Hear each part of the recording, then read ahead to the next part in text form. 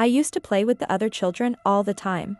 It took a while for them to trust me, being the new kid. My father had received a promotion, prompting the move from our city to this backars of nowhere village. Sure, it came with a big country manor and numerous servants, but I still longed for my friends back home. My parents have always been protective of me, which is why I imagined they didn't want me to play with the other kids. I wasn't even allowed to meet them. They homeschooled me with a private tutor, just some low-level groveler at my dad's company, eager to win his approval by tutoring his child, I suppose. I spent most of my days entertaining myself. That got boring quickly.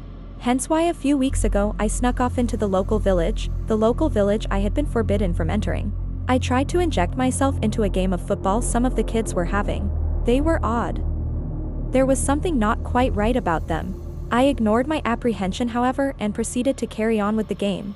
They were all so suspicious of me, an outsider. I wondered what their secret was. They had to have been hiding something. Alas, the more I snuck out daily, the more friendships between us started to spark.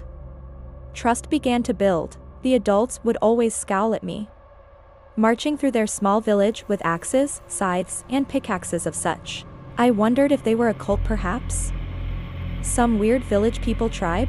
Maybe that's why mother and father didn't want me meeting them. Then today came. The snow. I was ecstatic when I looked out the window and saw the small white drops falling from the air. I raced outside and stuck my tongue out to catch some. I put on my socks and shoes straight away, ready to go and run around in it with my newfound friends. When I got there, no game was in place though. In fact, when I got there, nobody was there. Nobody other than my father, chatting with one of his colleagues. Sergeant, the task is complete. There are no survivors. My father smiled back to his colleague. Good work. That will send a message to any other villages harboring rebel scum. My father spotted me, frozen in my tracks. And what are you doing here, sweetie? I gulped. I had to tell him the truth.